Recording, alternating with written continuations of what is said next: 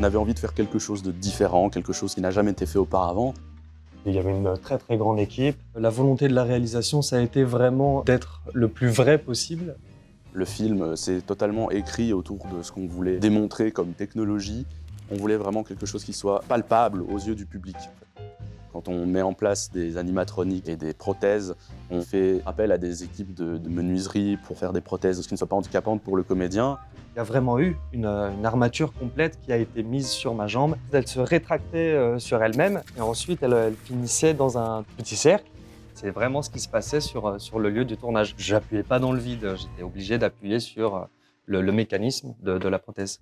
On a voulu absolument prendre un comédien qui n'a jamais travaillé dans les effets spéciaux. C'est un comédien qui est issu de la scène du théâtre, pour une performance qui est réelle, qui est palpable. Mais oui, finalement, en fait, on n'a pas eu besoin tant que ça d'effets spéciaux. On a pu vraiment s'en passer un maximum. Cet effet holographique, justement, un petit peu futuriste, c'est une lampe, en fait. On a travaillé évidemment avec des experts des effets spéciaux pratiques pour avoir le moins possible recours à la CGI. Il y a une tondeuse à un moment dans ce film. C'est une tondeuse qui existe vraiment. J'ai vraiment été tondu pour le film. D'ailleurs, il y a un moment où j'ai la moitié de la barbe qui est complètement rasée. Et ça, voilà, ça a vraiment été fait. J'ai dû me raser une moitié de barbe. Tout ça a été fait le plus possible devant la caméra.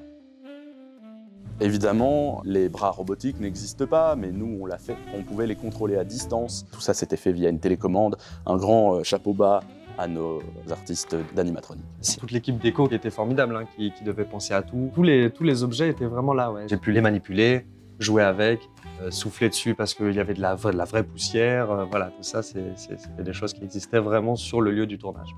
On avait envie de s'ancrer dans le réalisme. Il y a eu un gros travail de recherche sur l'esthétique du bâtiment, sur l'esthétique de l'environnement.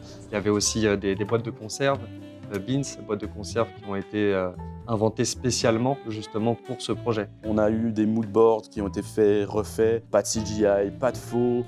On voulait vraiment faire quelque chose qui a besoin des effets spéciaux au minimum.